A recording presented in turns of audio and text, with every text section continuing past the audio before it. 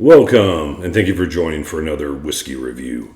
Today, we're going to take a look at the Hazelburn Oloroso 2025 edition, Dustin. This time an 8-year-old. What happened? 48.2%. Nothing I like about what you just said, except Hazelburn and Oloroso. True. 8 years old, Dustin. Young whiskey. 48.2, not a big ABV. Yeah, what's going on?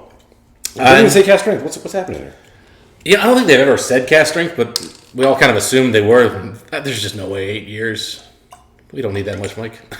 I know, Dustin. I'm trying here, buddy. Not heavy. This is not a heavy whiskey. Not a heavy whiskey, Dustin says. Dustin is going to get a bit heavier of this whiskey. All right. This is the best I can do, Dustin, on such short notice. All right, whatever. What are you doing? We're trying to get this right. I want to balance it out for you. Pick. That's perfect. I don't care. That's perfect. That's perfect, Dustin.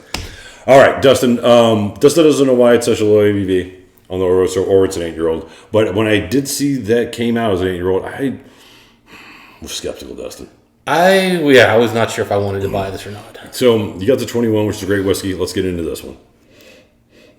Woo! I tell you what. You get that Oloroso, but there is a very clay, funky note to it. Crayons. Crayons, that's a better way to say it. Clay crayons. Smoky crayons. I don't know why we burned our crayons. It's not the wax that's burned, but the paper's burned. Yeah. Very young. It smells young. You get a little bit of that metallic note from Hazelburn that's always on there. But you don't get much else from the Hazelburn. It's oak-driven casks, more so than sherry-driven casks.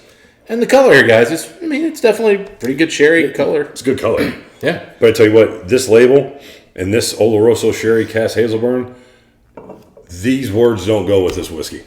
Or at least they haven't up to this point. Yeah. As we give it a little second here, I'm starting to get some red fruit. Cool. Thanks, guys.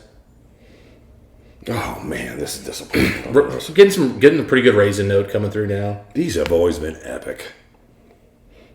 What's next? And now that it's been here a little bit more, I'm getting a little bit of toasted oak now, which kind of cleans things up a bit. What can you count on these days? Disappointment, though. Utter disappointment. I'm going straight to the tasting it, Mike.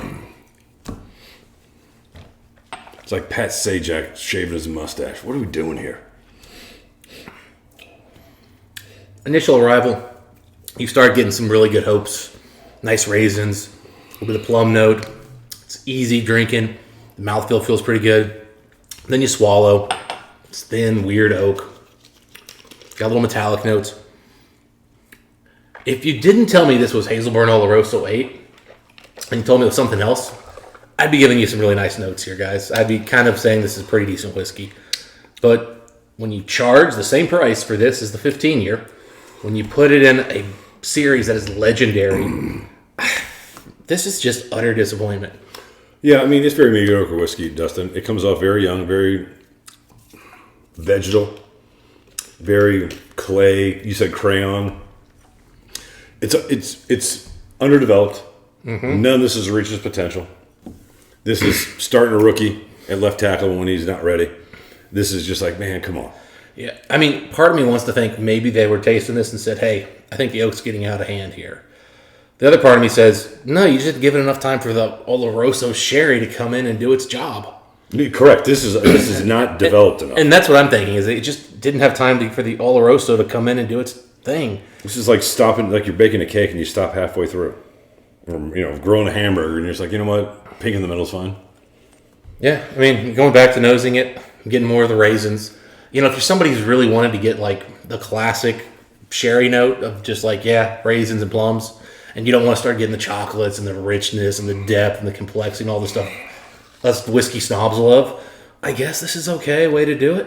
This doesn't have big mouthfeel. This doesn't have... Look, I come to this series for the Oloroso cask.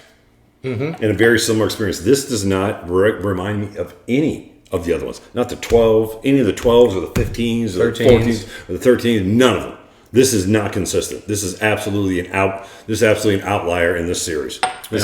Water does. This is absolute bush league. Water helped a little bit on the palate. No, it didn't. It brought a little bit of spice in there. No, because it watered down already a thin and substantial experience. You know what's worse than having a whiskey that's a a lower ABV. One that's not even 10 years old in a low ABV. Yeah, I was hoping that this would be closer to 60 if they were going to put it at such a young age. Just to give us like a punchiness It's to like it. eating frozen hamburger. But yeah, You can toast the bun, but that ain't heat. but yeah, the finish a little bit better with the water, but mouthfeel it sucks either way. It's pretty thin. I'm gonna write a strongly worded letter. You ready for whiskey score time? I told you not to pour heavy, Mike. God, you gotta listen to the cues. There's reasons I give you these things. I've just never disappointed before. I've never told you to pour lightly before. All right. I had warning signs. You know what? It looked the part. It had the label. Oh, it looks good. The color's fine. Color's fine. All right, Dustin, whiskey score time. I'll go first. Go for it. 84. I hate you for bringing this over. The people wanted to know. I'm actually... 82? I think 84 is probably right, Mike. I never want to drink this again. There's pretty decent whiskey in here. I can't believe you just poured it out on camera, but there's pretty decent whiskey here. I don't hate it by any stretch. You could have warned me. I did. I said don't pour heavy.